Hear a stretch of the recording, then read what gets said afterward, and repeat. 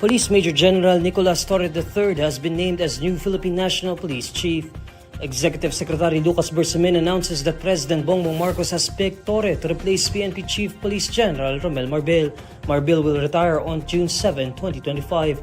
According to Bersamin, the turnover of command will happen on June 2. When asked about the reason behind Torre's selection as PNP Chief, Bersamin says it is the President's discretion and no one should question it. Bersamin then assures the public that a smooth transition is being implemented to ensure continuity and stability in the leadership change not only in the PNP but in other agencies where its chiefs were replaced. Torre led the search and arrest of detained televangelist and Kingdom of Jesus Christ leader Pastor Apollo Kibuloy. Torre was the one who served the warrant of arrest to former President Rodrigo Duterte. President Bongbong Marcos has named Darlene Berberabe as the new Solicitor General.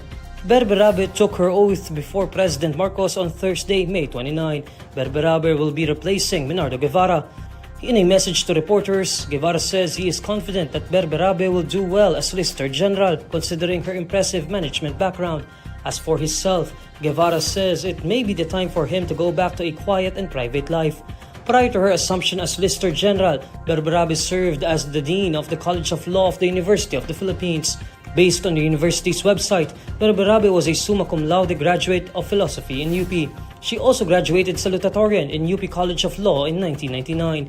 Berberabe was an associate lawyer in Baker McKenzie in Manila with specialization in labor law before joining Procter & Gamble Philippines as a senior counsel and member of the leadership team. She was then appointed Chief Executive Officer of Pag-ibig Fund in 2010. Expelled Negros Oriental 3rd District Representative Arnold Teis Jr. is set to return to the Philippines as he boarded a plane which will send him back to the country from Timor Leste. Based on a live telecast by Timorese news outlet SM News, Teves boarded a Philippine Air Force plane shortly after 1 p.m. on Thursday, May 29, Manila time. The plane then departed from Timor Leste at around 2:40 p.m. The government of Timor Leste earlier announced it would deport Teves.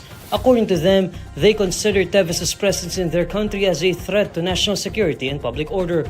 Because of this, the Department of Justice earlier said it has mobilized a team to facilitate Teves' return.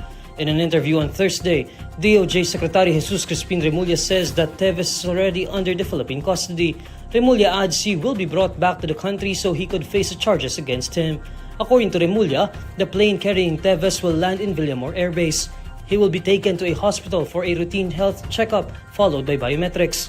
Teves is then set to face the court in charge of his murder cases for arraignment. When asked on whose custody Teves will be in, Remulla says that one of the facilities of the National Bureau of Investigation is already being prepared. Remulla emphasizes that the government will ensure Teves' safety. Teves is facing multiple counts of murder and frustrated murder under the revised penal code. He has been charged with the killing of Negros Oriental Governor Roel Digamo. The Department of Foreign Affairs says that former presidential spokesperson Harry Roque holds only one valid regular Philippine passport.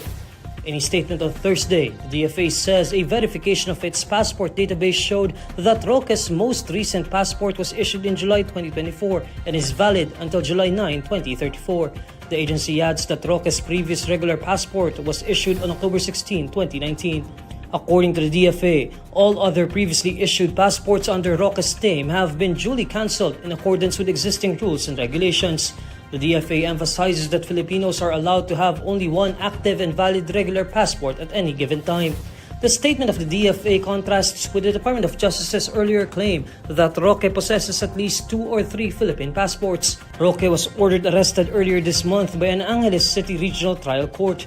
Roque, along with several other individuals, face charges of qualified human trafficking and multiple counts of human trafficking filed by state prosecutors.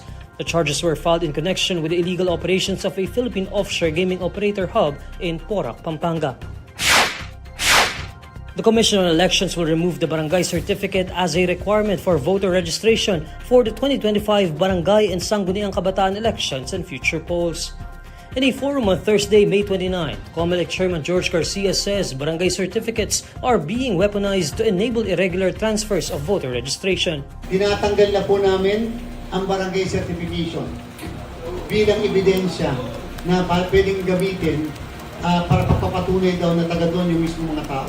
Dahil sa napakadami namin inimbestigahan at kinasuhan ng mga barangay officials Dahil sa aming palagay, yan ay ginamit na weaponized upang mahakot yung ibang tao doon sa ibang lugar at palabasin na sila ay mga taga dito. So para po maiwasan yan, hindi na po kami tatanggap ng mga barangay certification bilang pagpapatunay na sila ay registered voters. The voter registration for the 2025 Barangay and Sangguniang Kabataan elections is scheduled to run from July 1 to July 11, 2025. According to Garcia, this is the first time the poll body will remove barangay certificates from its list of requirements for voter registration. Garcia notes that postal ID, senior citizen ID, and student ID will be accepted as proof of residency for voter registration. Garcia says the poll body would abide by any Supreme Court decision should their new rule be challenged.